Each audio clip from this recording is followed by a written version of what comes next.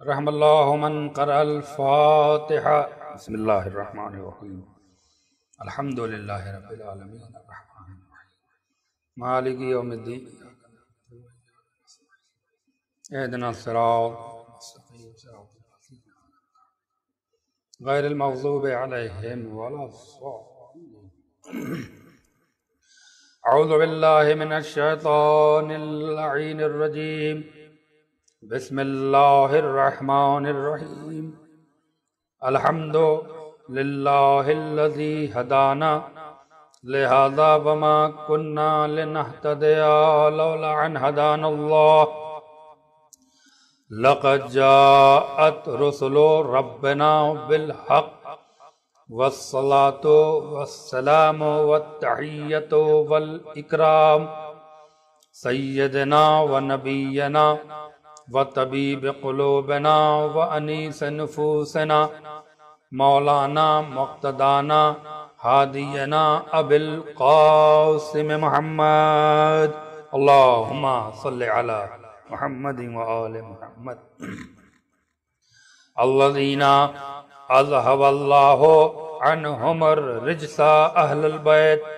ویطہرہم تطہیرا اللہم صلی علی محمد وعلی اہل بیتہ الطیبین الطاہرین المعصومین المظلومین المنتخبین المنتجبین ولعنت الدائمۃ علی اعدائہم اجمعین من یومنا ھذا الی یوم الدین آمین یا رب العالمین اما بعد فقد قال سبحانہ تبارک و تعالی فی محکم کتابہ المبین وهو اصدق الصادقین وقولہ الحق بسم اللہ الرحمن الرحیم قل لا اسألکم علیہ اجرا الا المودۃ فی القربى صلوات پڑھ دیں محمد اللہم صلی علی محمد وآل محمد۔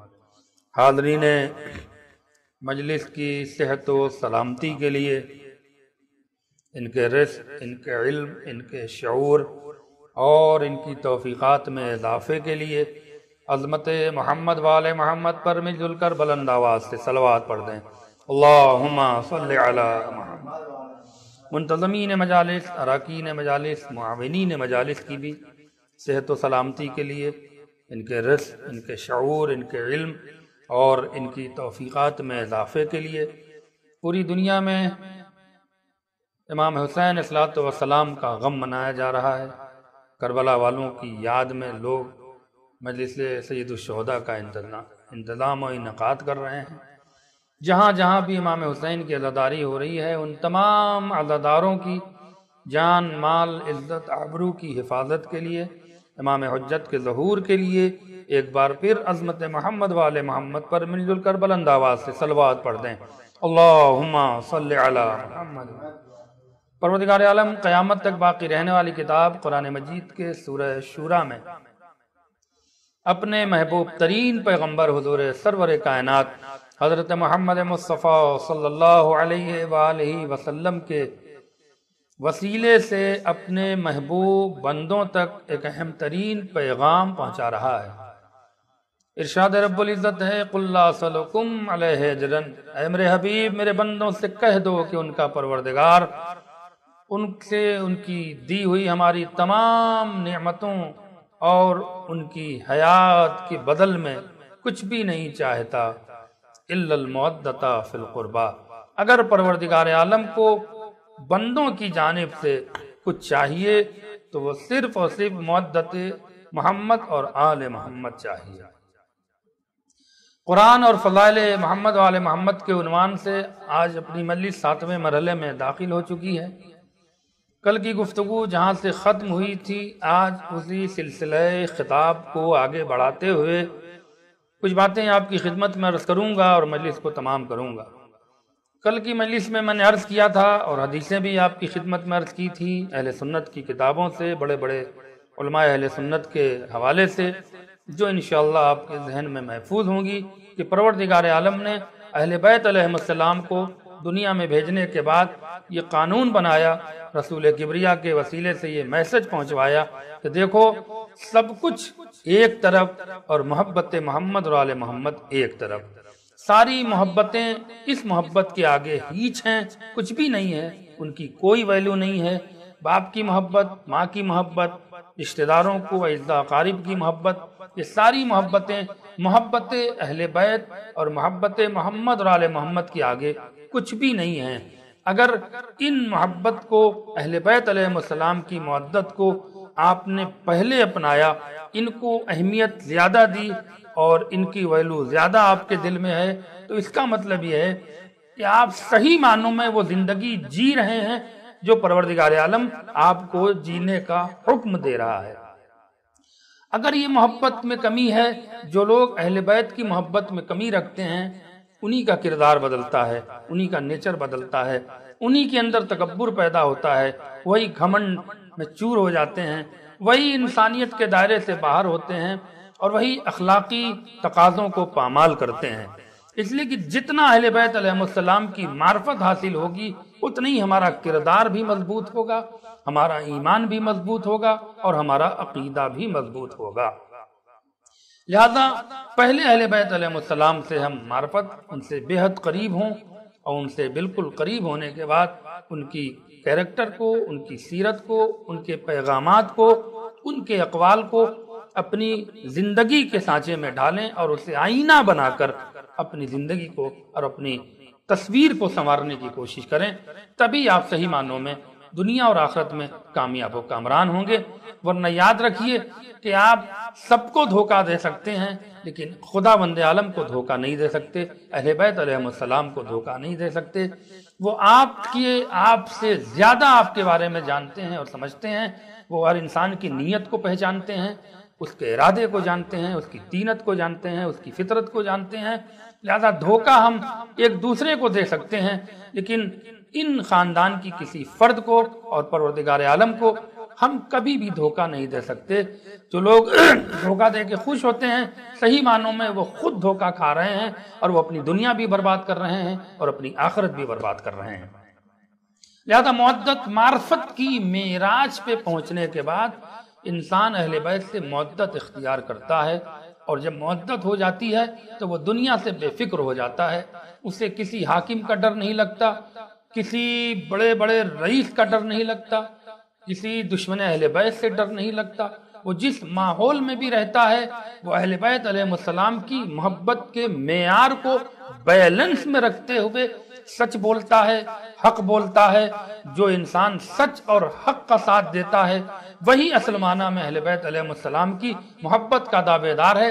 ورنہ ہم زبان سے کہہ کے کہ ہم بڑے عاشق ہیں، بڑے چاہنے والے ہیں، یہ کہہ دینا آسان ہے، لیکن اس کو پریکٹیکلی طور پہ اس کو اپنے کردار میں ڈھالنا یہ ایک بہت بڑا مسئلہ ہے۔ لہذا جتنا بھی اہل بیت علیہ السلام سے آپ اپنے کو قریب کریے گا اتنا ہی آپ اپنی زندگی کو سنوارتے چلے جائیے گا۔ یہ ائمہ معصومین نے بھی فرمایا، نبی کریم نے بھی فرمایا، اور خود خداوند عالم قرآن مجید میں آپ کو اس بات کی طرف متوجہ کر رہا ہے۔ آپ کو ایک واقعہ سناتا ہوں، کیونکہ وقت نہیں رہا کہ میں بہت تفصیل میں جا سکوں، لیکن نماز، روزہ، عبادات، آپ سوچئے انسان کی زندگی جہاں پروردگار کہہ رہا ہے کہ وَمَا خَلَقْتُ الْجِنَّ وَالْإِنسَ إِلَّا لِيَعْبُدُونَ، ہم نے تمام جنات اور انسان کو صرف عبادت کے لیے پیدا کیا ہے۔ تو عبادت کا مراد یہ نہیں ہے کسی مجلس آپ ماتم کر لیں اور وہ معاذ اللہ نماز پڑھ لیں، روزہ رکھ لیں اور ہم عبادت کر رہے ہیں اور مجلس اہل بیت سے آپ کا کوئی رابطہ نہیں ہے، ماتم سے آپ کی کوئی دلچسپی نہیں ہے، عزائے سید الشہداء سے آپ کو کوئی انٹرسٹ نہیں ہے، تو اس کا مطلب یہ ہے کہ کہیں نہ کہیں آپ اپنے آپ کو دھوکہ دے رہے ہیں، یا آپ سی مجلسیں کر رہے ہیں، آپ جو ہیں وہ صرف ماتم میں ذکر اہل بیت کی اس عبادت میں مصروف ہیں، لیکن اصل جو نماز ہے، جو اور دیگر احکامات ہیں، اس سے غافل ہیں، اس سے بے خبر ہیں۔ ان صورت میں بھی آپ کہیں نہ کہیں اپنے آپ کو دھوکہ دے رہے ہیں۔ لہذا ان چیزوں کو ہمیں سمجھنا ہوگا، اس کی معرفت حاصل کرنی ہوگی اور اپنی زندگی کو ایک بیلنس میں رکھنے کے بعد گزارنا ہوگا تاکہ ہم اہل بیت علیہ السلام کی محبت کا صحیح معنوں میں اس کا مفہوم سمجھ سکیں اور اس کے ذریعے اپنی زندگی کو کامیاب و کامران بنا سکیں۔ ایک صلوات پڑھ دیں محمد و آل محمد پر، اللہم صلی علی محمد و آل۔ لہذا ایک حدیث سن لیں جو لوگ نماز پڑھ کے بہت اتراتے ہیں اور ادائے اہل بیت کو بہت ہلکا سمجھتے ہیں ان کے لیے بھی حدیث ہے، اور جو لوگ ذکر اہل بیت کر کے بہت اتراتے ہیں اور نماز اور دیگر عبادات کو بہت ہلکے میں لیتے ہیں ان کے لیے بھی حدیث ہے۔ نبی کریم یہ حدیث ابن حجر مکی نے اپنی مشہور کتاب، اہل سنت کے بہت بڑے عالم دین تھے ابن حجر مکی، اپنی کتاب صواعق محرقہ میں انہوں نے اس حدیث کو نقل کیا ہے۔ اور ہمارے اور آپ کے چھٹے امام امام جعفر صادق علیہ الصلوۃ والسلام نے بھی اصول کافی میں اس حدیث کو نقل فرمایا ہے، جو بڑی معتبر حدیث ہے، الگ الگ لفظوں میں ہے، میں سمیٹ کر بیان کر رہا ہوں۔ نبی نے ارشاد فرمایا کہ اگر کوئی شخص زندگی بھر نماز پڑھے، محبت اہل بیت کی اہمیت کیا ہے، ولایت کی اہمیت کیا ہے، ولایت امیر المومنین کا مرتبہ کیا ہے، اگر یہ ولایت نہیں ہے تو کچھ بھی نہیں ہے۔ یہ سن لیجئے، آنکھ کھول کے سن لیجئے، کان کھول کے سن لیجئے، علی کی ولایت کے بغیر جب دین مکمل نہیں ہے تو انسان کا ایمان کیسے مکمل ہوگا اور انسان کا اسلام کیسے مکمل ہوگا۔ اس کے پیش نظر حدیث آ رہی ہے کہ اگر کوئی شخص پوری زندگی نماز پڑھے، پوری زندگی روزہ رکھے، پوری زندگی حج پیدل کرنے جائے، صفا اور مروہ کے درمیان سعی کرتے ہوئے مر کے شہید ہو جائے، کوہ احد اتنے یعنی احد کے پہاڑ اتنا سونا راہ خدا میں خرچ کرے، لیکن اگر اس کے دل میں علی کی ولایت نہیں، اہل بیت کی محبت نہیں ہے تو وہ ساری نمازیں بیکار، وہ سارے روزے بیکار، وہ سارے حج بیکار، وہ ساری نیکیاں بیکار، وہ سارے عمل خیر بیکار۔ مجھے جملہ کہنے دیجئے کہ جب نماز ہی علی کی اور اہل بیت کی محبت کے بغیر مکمل نہیں ہے تو مسلمان اہل بیت کی محبت کے بغیر مکمل کیسے ہوگا؟ ایک صلوات پڑھ دیں محمد و آل محمد پر، اللہم صلی علی محمد و آل۔ لہذا اب اسی معرفت کے پیش نظر نماز بعد میں، عشق اہل بیت پہلے، روزہ بعد میں، عشق آل محمد پہلے، حج بعد میں، ولایت علی ابن ابی طالب پر ایمان اور یقین پہلے، یہ پہلے حاصل ہو، اس لیے کہ عقیدہ صحیح ہونا چاہیے۔ عقیدہ اگر صحیح نہیں ہے تو کبھی عمل صحیح نہیں ہوگا، اور انسان کے عمل سے ہی پتہ چلتا ہے کہ اس کا عقیدہ کیسا ہے۔ لہذا پہلے عقیدہ سنوارو، عقیدہ جب سمر جائے گا تو ایمان خود بخود سمرتا چلا جائے گا، کردار خود بخود سمرتا چلا جائے گا۔ ایک صلوات پڑھ دیں محمد و آل محمد پر، اللہم صلی علی محمد و آل۔ ایک واقعہ سناتا ہوں، معدت یعنی معرفت کی معراج۔ اہل بیت علیہ السلام کو جن معنوں میں پروردگار ہم میں پہچانوانا چاہتا ہے ان معنی میں ہم پہچانیں، اس کے بعد اپنی زندگی کو چینج کریں، تبدیل کریں، پھر دیکھیں آپ کتنے فائدے میں رہتے ہیں۔ امیر شام معاویہ کے زمانے میں ایک بہت بوڑھا شخص تھا، اللہ اکبر، اور اس کی عمر کم و بیش علماء نے لکھی ہے کہ 125 سال سے اوپر کی عمر تھی، بہت ضعیف تھا۔ کسی نے امیر شام سے کہا، کسی چاپلوس نے اس کے، کہ سرکار بصرہ میں ایک شخص ہے جو بہت زیادہ عمر کا ہے، ضعیف ہے، بوڑھا ہے، مگر وہ صرف اور صرف اہل بیت علیہ السلام اور حضرت علی علیہ السلام کے قصیدے پڑھتا رہتا ہے۔ اچھا، بغض علی میں عالم یہ ہے کہ مت پوچھئے، امیر کہنے کو تو ہو گئے، بن گئے، لیکن انہیں کیا پتا تھا کہ وہ یہاں کے بھی غریب ہیں اور وہاں کے بھی غریب ہیں۔ جس کے دل میں عشق علی کی دولت نہیں ہے وہ اپنے آپ کو امیر کیسے کہلواتا ہے، یہ میری سمجھ میں نہیں آتا ہے۔ ایک صلوات پڑھ دیں محمد و آل محمد پر۔ تو عزیزان گرامی، میری گفتگو توجہ چاہ رہا ہوں۔ معاویہ نے، امیر شام نے کہا کہ اسے گرفتار کر کے میرے دربار میں لایا جائے، اتنا زیادہ عمر کا ہے تو اسے بہت کچھ معلوم ہوگا۔ معدت معرفت کی معراج دیکھیے کسے کہتے ہیں۔ میں نے کیا کہا، عشق اہل بیت نہ ماحول کو دیکھ کے اپنے کو بدلتی ہے، نہ مزاج دیکھ کے، نہ خاندان دیکھ کے، نہ رشتہ داری دیکھ کے، نہ کسی کا چہرہ دیکھ کے۔ عشق اپنا ارادہ نہیں بدلتا، عشق اپنا ارادہ چاہے جس ماحول میں ہو ایک رکھتا ہے۔ اپنوں میں ہوگا تب بھی عشق سچا ہوگا، غیروں میں ہوگا تب بھی عشق سچ بولے گا۔ آپ دیکھیے، اسے بصرہ سے گرفتار کر کے شام میں امیر شام کے دربار میں پیش کیا گیا۔ ہزاروں کا ہجوم ہے اور امیر شام اس ضعیف کو سامنے لایا جاتا ہے۔ اچھا یہی ہے؟ کہاں یہی ہے؟ کمال دیکھیے، یاد رکھیے، عشق علی کے بغیر انسان نہ تو دنیا پا سکتا ہے نہ آخرت پا سکتا ہے۔ اس واقعے میں بڑی عبرت ہے جو سن لیں۔ اس کے بعد امام حسن مجتبیٰ کا ذکر ہوگا، چونکہ شہزادے قاسم کی آج شہادت، ان کے مصائب پڑھے جاتے ہیں، شہید تو سب عاشور کے دن ہوئے ہیں، لیکن 7 محرم ان سے منسوب ہے، لہذا ان کے مصائب پڑھنے کے لیے امام حسن مجتبیٰ علیہ السلام کا بھی تھوڑا سا ذکر کرنا پڑے گا، لیکن یہاں پر توجہ کا طالب ہے کہ اچھا تو ہی ہے، سنا ہے کہ بڑا علی کا قصیدہ پڑھتا ہے۔ کہاں قصیدہ جس کا زمانہ پڑھتا ہے اس کا میں پڑھتا ہوں، تو مجھ سے کیا پوچھتا ہے کہ میں علی کا قصیدہ پڑھتا ہوں؟ علی کا قصیدہ تو سورج پڑھتا ہے، چاند پڑھتا ہے، ستارے پڑھتے ہیں، قرآن پڑھتا ہے، ملک پڑھتے ہیں، فرشتے پڑھتے ہیں، ہوا پڑھتی ہے، سبا پڑھتی ہے، جمادات پڑھتے ہیں، نباتات پڑھتے ہیں، تو مجھ سے پوچھ رہا ہے؟ کیا تجھے نہیں معلوم کہ علی کا مقام کیا ہے؟ چہرے پہ پھٹکار اور عجیب شکل کی صورت بنائی اس دشمن علی نے کہ اچھا خاموش ہو جاؤ، خاموش ہو جاؤ۔ ولی کے قصیدے پڑھنے لگا۔ اچھا خاموش ہوئے کہ اچھا یہ بتاؤ تمہاری تو بہت عمر ہے، کیا تم نے تو ہمارے جد امیہ کو بھی دیکھا ہوگا؟ کہاں دیکھا ہے، بالکل دیکھا ہے، جانتا ہوں۔ کہ اچھا یہ بتاؤ کہ تم نے امیہ کو کیسا پایا؟ میرے جد تھے، قسم خدا کی، عشق علی معدت اسے کہتے ہیں کہ دشمن کے ماحول میں تنہا ہے لیکن سچ بول رہا ہے، یہ کہتے ہیں عشق علی کا تقاضا، عشق اہل بیت کا تقاضا یہی ہے۔ ایک بار کہا اچھا سچائی سننا چاہتا ہے اپنے جد کی؟ کہاں؟ کیا دنیا کے ذلیل ترین انسان کا نام امیہ تھا؟ وہ کھڑبڑا گیا، کیا کہہ رہے ہو تم؟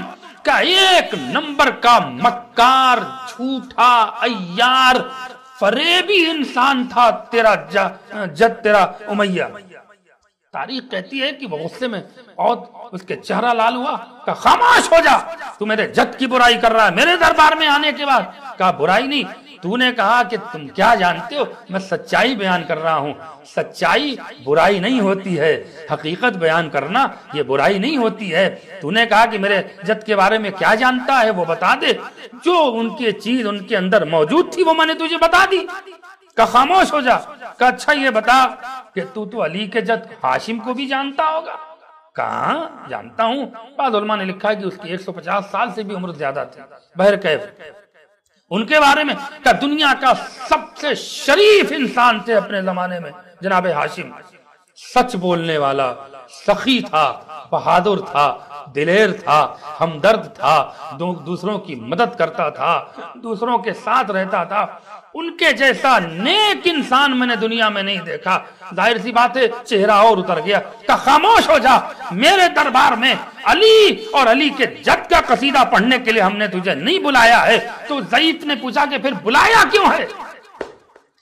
بلایا کیوں ہے؟ کہ اسے دربار سے جتنی جلدی ہو باہر کیا جائے۔ ہاں لیکن وہ ضعیف کھڑا ہو گیا کہ اور کچھ پوچھنا ہے تو پوچھ لے۔ کہ یہ بتا، اللہ اکبر، اب میرے دربار میں آیا ہے تو میں چاہتا ہوں کہ تجھے کچھ انعام سے نوازوں۔ میں بہت مختصر اس واقعے کو کر رہا ہوں، وقت میرا ختم ہو رہا ہے، بڑی تیزی سے مجھے مصائب کی منزل سے قریب ہونا ہے۔ میں چاہ رہا ہوں کہ تجھے کچھ نوازوں۔ اللہ اکبر۔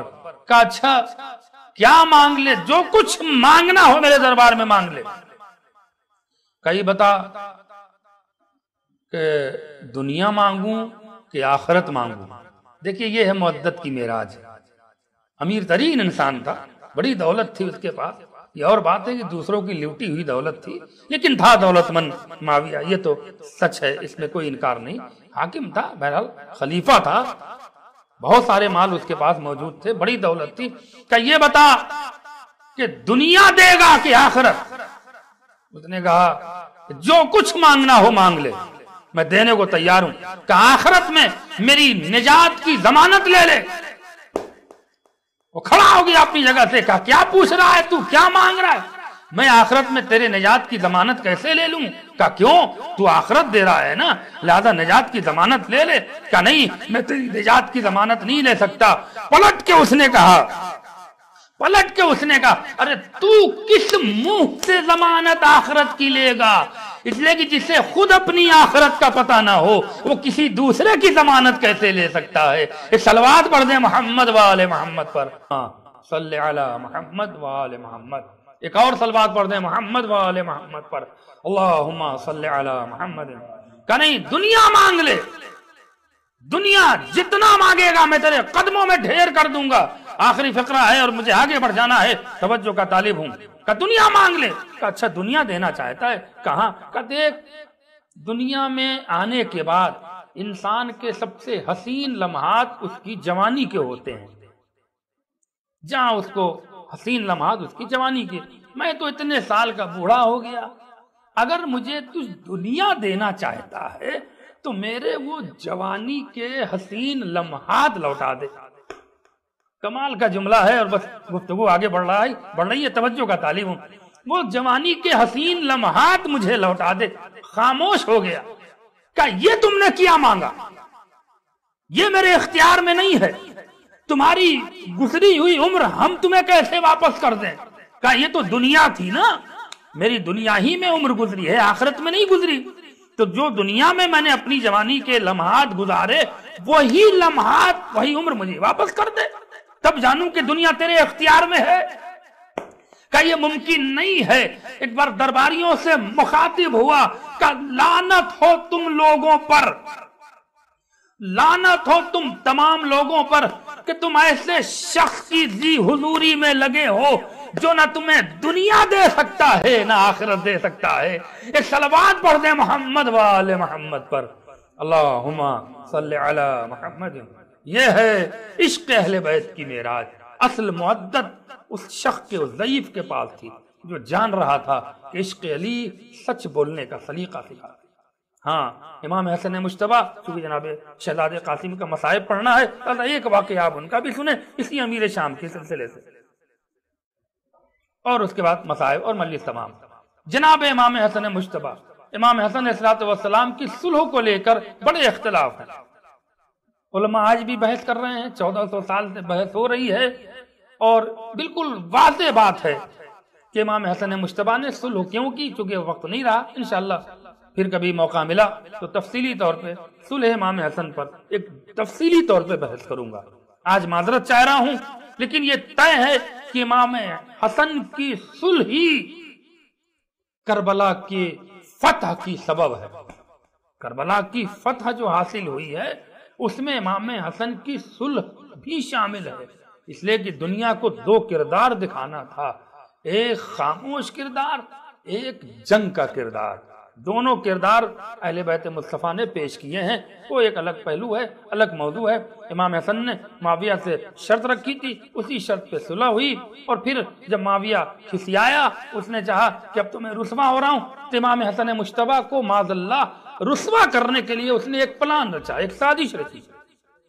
اور کیا سازش رچی کہ ہم آج اتنے خزانے مدینے میں لوٹا دیں گے، اتنے خزانے بانٹ دیں گے کہ مدینے کے لالچی افراد مجھے میری تعریف کریں گے۔ یہ تو سب کا مزاج ہے، جو چاپلوس لوگ ہوتے ہیں ذرا سی دولت دے دو اب وہ چاپلوسی میں تعریف کرنے لگتے ہیں۔ یہ تو ایک چھوٹے سے چھوٹے انسان کا مزاج ہے، چجائے کہ مدینے کے چاپلوس لوگ، اللہ اکبر، یہ تو وہاں کا سلسلہ چلا آ رہا ہے۔ کہ اس نے کہا پھر کیا کریں، کہ دربار اپنا سجایا اور اپنے صحابیوں سے اعلان کروا دیا مدینے میں کہ آج امیر شام کے دروازے کھلے ہیں، خزانے کے جسے جتنا چاہیے آ کے لے جائے۔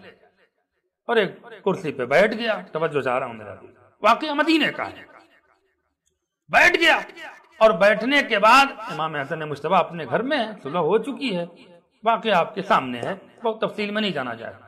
اب لوگ آ رہے ہیں، خزانے لوٹائے جا رہے ہیں، اگر کوئی چھوٹا آدمی آیا تو اسے کم دیا گیا، بڑا قریبی آیا اسے زیادہ دیا۔ یہی تو سمجھ میں نہیں آیا کہ جہاں چہرے دیکھ کے پیسے بانٹے جا رہے ہوں، جہاں کوئی معیاری نہ ہو، وہ خلیفہ کیسے بنے، وہ اسلام کے ذمہ دار کیسے بنے؟ یہ لمحہ فکریہ ہے ان لوگوں کے لیے جو اپنے آپ کو صاحب علم کہتے ہیں لیکن نتیجہ نکالنے سے قاصر ہیں۔ بہرحال بانٹا گیا، ان کو اتنا دے دو، ان کو اتنا دے دو، دن بھر خزانہ بٹتا رہا۔ اب شام میں مغرب سے پہلے امام حسن مجتبیٰ اپنے دولت سرا سے نکلے اور معاویہ کے اس دربار میں پہنچے جہاں خزانوں کے انبار تھے۔ معاویہ کھڑے ہو کر احترام کرتا ہے، احترام تو مجبوری تھی، امامت خود احترام کراتی ہے، اللہ اکبر۔ دشمن بھی کھڑا ہو کے احترام کر رہا ہے، آؤ آؤ آؤ حسن مجتبیٰ آؤ، شام میں آئے ہو، اس لیے آئے ہو کہ اب تو خزانہ ختم ہو گیا ہوگا، وہ دینے والا مجھے کیا دے گا؟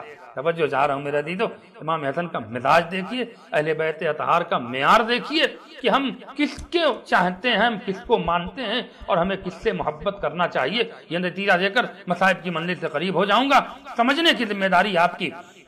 بیٹھ گئے کہ اس لیے آئے ہو کہ اب خزانہ تو بچا نہیں ہوگا، زیادہ مجھے ملے گا کیا؟ میں معاویہ کو رسوا کروں گا، لیکن یاد رکھو مجھے تم رسوا نہیں کر سکتے۔ اپنے خادم سے کہا جتنا دن بھر خزانے بانٹے گئے ہیں وہ سارے خزانوں کا انبار حسن مجتبیٰ کے پاس لگا دو، اور ان کو سارے خزانے جتنے مدینے والوں کو آج دن بھر بانٹا، یہ تو فیصلہ تمہارے حاکم نے کر دیا کہ سارے مدینے والے ایک طرف، علی کا بیٹا حسن مجتبیٰ ایک طرف۔ ایک صلوات پڑھ دیں محمد وآل محمد پر، اللہم صلی علی محمد وآل محمد۔ ایک طرف، توجہ جا رہا ہوں میرا دیدو۔ اس کے بعد بڑے تکبری انداز میں کہتا ہے خزانہ دیا حسن مجتبیٰ، یہ سارے خزانے تمہارے، انا ابن ہند۔ آپ غور فرمائیے گا، خزانہ دینے کے بعد مسکرا کے بڑے تکبری انداز میں کہتا ہے حسن انا ابن ہند، میں ہندا کا بیٹا ہوں۔ اللہ اکبر۔ امام حسن ایک کرسی پہ تشریف فرماتے، جیسے اٹھنا چاہا اس کے ایک سپاہی نے نالین اٹھا کے امام کے پاؤں کے پاس رکھ دی۔ جیسے حسن مجتبیٰ نے پاؤں اپنی نالین میں رکھی، سارے خزانے پلٹ گئے کہ میں نے سارے خزانے تجھے دیے۔ کیا معاویہ کے منہ پہ تماشا مارا ہے امام حسن مجتبیٰ نے، آپ غور فرمائیے گا۔ یہ سارے خزانے اس خادم کو دے دیے جس نے امام کی صرف نالین اٹھا کر امام کے قدموں کے قریب کر دیا تھا، اور پلٹ کے معاویہ کے چہرے کو دیکھ کہتے ہیں انا ابن فاطمہ، اگر تو ہندا کا بیٹا ہے تو میں فاطمہ کا بیٹا ہوں۔ جتنا خزانہ تو میری شخصیت کو سمجھ کے دینا چاہتا ہے، میری نگاہ میں وہ سارا خزانہ تیرے غلام کے بھی برابر نہیں ہے۔ ایک صلوات پڑھ دے محمد وآل محمد پر، اللہم صلی علی محمد۔ امام حسن مجتبیٰ نے ایک زوردار تماچا اپنے کردار سے پیش کیا کہ دیکھو انہیں کبھی دولت سے نہ پرکھنا، انہیں کبھی حکومت سے نہ پرکھنا۔ یہی وجہ تھی کہ جن کے پاس دنیا کی حکومت ہو وہ خلافت کی لڑائی کیا لڑتے، وہ دنیا کی حکومت کے لیے کیا لڑائی کرتے۔ یہی تو بات ہے، یہی اسی حکمت کا فائدہ اٹھایا ہے دشمنوں نے۔ بس ارباب اعضا، یہ وہ دشمنی تھی امیہ سے جو مدینے سے کربلا تک پہنچی۔ ہاں ارباب اعضا، آج 7 محرم، اللہ اکبر، آہستہ آہستہ یہ دن گزر جائیں گے۔ آج اس کو رونے آئے ہیں جو کربلا میں امام حسن کی نشانی بن کے پہنچا تھا۔ کون حسن؟ وہی حسن جس نے اسلام کی آبرو بچائی ہے صلح کرنے کے بعد۔ ہاں امام حسن تو اسی معاویہ نے آپ کو مدینے میں زہر دغا سے شہید کروایا، لیکن ہاں ارباب اعضا، تاریخ کہتی ہے کہ امام حسن مجتبیٰ نے جناب قاسم کو کربلا کے لیے پالا تھا، اور جناب قاسم جب کربلا میں آئے، ہاں تو شب عاشور ہے، ماں سجدے میں ہے، بیٹا ماں کے قدموں کے قریب بیٹھا ہے۔ ماں نے نماز ختم کی، ماں نے بیٹے کو کلیجے سے لگا کے ایک فقرہ کہا، بیٹا اے بیٹا، کل سب کو شہید ہونا ہے، ایسا نہ ہو کہ تم ماں کو شرمندہ کر دو۔ اے میرے لال، جاؤ اپنے چچا سے پوچھ کے آؤ کہ شہداء کی فہرست میں تمہارا بھی نام ہے کہ نہیں ہے، اس لیے کہ مجھے رات بھر نیند نہیں آئے گی، میرے دل کو تسلی نہیں ملے گی جب تک تمہارا نام مجھے معلوم نہ ہو کہ شہداء میں تمہارا بھی نام ہے۔ تاریخ کہتی ہے کہ امام حسین اپنے خیمے میں سجدے میں تھے کہ یہ لگا کہ کوئی بچہ ابا کا دامن پکڑ کے کھڑا ہے۔ بس ارباب اعضا، دامن وقت میں بہت گنجائش نہیں رہ گئی کہ میں تفصیلی مسائل پڑھ سکوں، لیکن بس چند فقرے مقتل کی روایت سن لیں، مجلس تمام ہے۔ خدا آپ کو کوئی غم نہ دے سوائے غم کربلا کے۔ ہاں میری ماں اور بہنوں، اے حسین کی عزادارو، اے شہزادی کی کنیزو، اس کو رونے آئی ہو جس کے جسم کے ٹکڑے ٹکڑے ہو گئے تھے۔ ہم آج اس کا ماتم کرنے آئے ہیں، اس شہید کو رونے آئے ہیں جس کے لیے امام زمانہ فرماتے ہیں کہ سلام ہو اس شہید پر کہ جس کی داہنی طرف کی پسلیاں بائیں طرف سے نکل گئیں، ارے بائیں طرف کی پسلیاں داہنی طرف سے نکل گئیں۔ اللہ اللہ، کربلا میں اس نونہال بچے پہ کتنا ظلم ہوا، جزاکم اللہ خیر الجزا۔ آپ کی آوازیں بلند ہو گئیں، خدا آپ کے اس گریوں کو قبول فرمائے، خدا آپ کو سلامت رکھے۔ بس ارباب ازا فقرہ سنیں، ایک بچہ ابا کے دامن کو پکڑ کے کھڑا ہے۔ امام نے نماز مکمل کی، پیچھے مڑ کے دیکھا، بیٹا قاسم تم کہاں، کیوں یہاں؟ کہا چچا جان اماں نے کہا ہے جاؤ چچا جان سے پوچھ لو کہ میرا نام بھی کربلا کے شہیدوں میں ہے کہ نہیں ہے۔ امام نے کلیجے سے لگایا، سینے سے لگایا، اور لگانے کے بعد پیشانی کا بوسہ دے کر ایک فقرہ کہتے ہیں، قاسم قاسم تم میرے بھائی کی نشانی ہو میرے لال، تم میرے بھائی کی نشانی ہو میرے لال، تمہارے جسم سے میرے بھائی حسن کی خوشبو آتی ہے، میں کیسے کہہ دوں کہ تم بھی شہید ہوگے، لیکن اے چچا جان آپ کو بتانا ہوگا، میری ماں نے قسم دے کر مجھے بھیجا ہے، کہے بیٹا تم تو 13 سال کے جوان قریب ہو، اے میرے لال تم تو 13 سال کے نونہال ہو، تم اپنا نام، تم تو بڑے ہو گئے ہو، تم اپنا نام پوچھتے ہو، کربلا کے شہیدوں میں تو 6 مہینے علی اصغر کا بھی نام ہے۔ بس یہ سننا تھا کہ ایک بار قاسم نے انگڑائی لی، کہا چچا جان کیا یہ ظالم خیمے کے اندر تک آ جائیں گے؟ کیا یہ ظالم میرے بھائی ننھے علی اصغر کو بھی شہید کر دیں گے؟ ایک بار حسین نے کلیجے سے لگایا، اے میرے لال تمہاری شہادت کے بعد، ارے عباس کی شہادت کے بعد میرے ہاتھوں پہ میرا بچہ شہید ہوگا۔ اے قاسم جاؤ، تمہارا بھی شہداء میں نام ہے۔ قاسم آئے بڑے ولولے کے ساتھ، ماں سے لپٹ کے اپنی تسلی و تشفی حاصل کی، لیکن اب تاریخ کہتی ہے کہ صبح عاشور نمودار ہوئی، خیمے میں فضا نے آواز بلند کی کہ ہم شکل پیغمبر علی اکبر مارا گیا۔ ایک بار ماں نے جناب قاسم کو قریب بلایا، اے میرے لال تم بھی جاؤ، ارے یہ ماں کہیں شرمندہ نہ ہو جائے، جاؤ میرے لال تم بھی اپنے چچا پہ شہید ہو جاؤ۔ جناب قاسم آئے، چچا سے اجازت ملی۔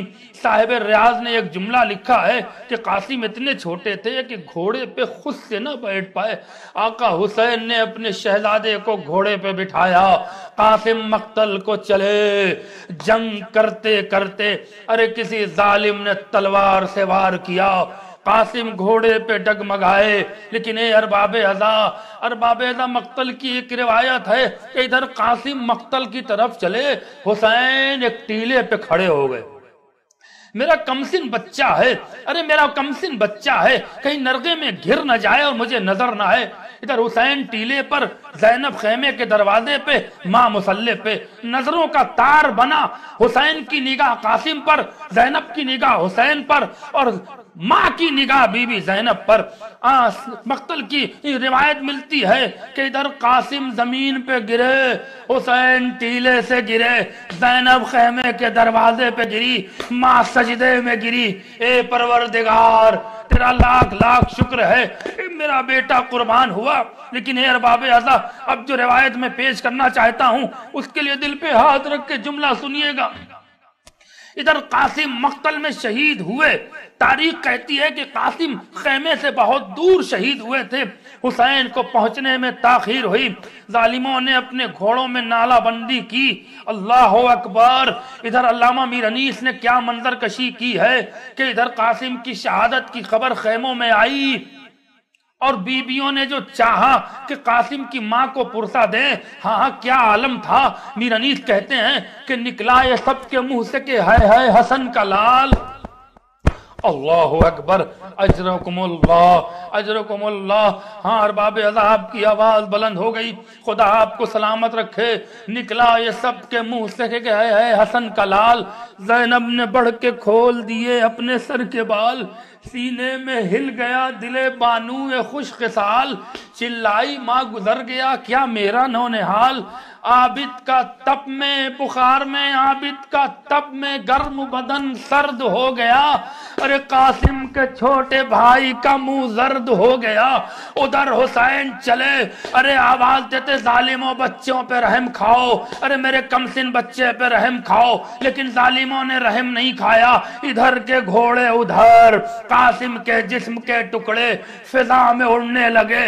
ہاں تاریخ کہتی ہے کہ حسین مقتل کے قریب آئے، کہیں قاسم کا ہاتھ پڑا ہے، کہیں قاسم کی انگلیاں پڑی ہیں، کہیں قاسم کے پاؤں کے ٹکڑے پڑے ہیں، کہیں قاسم کا چہرہ بکھرا پڑا ہے۔ حسین نے ابا بچھائی، ایک ایک مقتل سے ٹکڑوں کو جمع کیا اور ایک گٹھری بنائی، اپنی پشت پہ رکھا، اور خیمے میں آنے کے بعد ماں کو آواز نہ دی بلکہ کہا اماں فضہ ذرا میرے زینب کو میرے قریب بھیجنا، میری زینب کو میرے قریب بھیجنا۔ زینب دوڑی ہوئی آئی، بھیا کیا معاملہ ہے؟ کہے زینب ماں کو نہ بتانا، قاسم کا لاشا لے کر آیا ہوں۔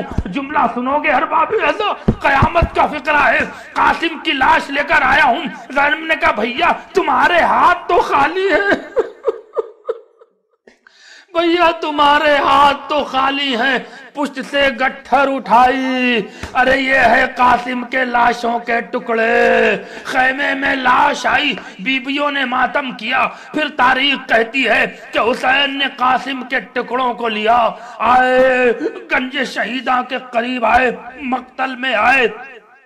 ایک طرف علی اکبر کا لاشا تھا، دوسری طرف قاسم کے ٹکڑوں کو زمین پہ رکھا، گھٹنوں کو زمین پہ ٹیکا، ایک داہنا ہاتھ علی اکبر کے لاشے پر، بایاں ہاتھ قاسم کے لاشے پر، آسمان کا رخ کیا اور فقرہ کہا واہ غربتا واہ غربتا، اے پروردگار تیرا حسین اب غریب ہو گیا۔ ارے مقتل سے ایک بی بی کی رونے کی آواز آئی، اے میرے لال تیری ماں مقتل میں موجود ہے۔ یہ جملہ نہ کہا، ارے جس کا علی اکبر مارا گیا ہو، جس کا قاسم مارا گیا ہو، وہ غریب نہیں ہوا تو کیا ہوا؟ واہ حسینہ واہ مظلومہ واہ مسلمہ، انا للہ و انا الیہ راجعون، رضن بقضائہ و تسلیم امرہ، انا للہ و انا الیہ راجعون۔ ماتم حسین۔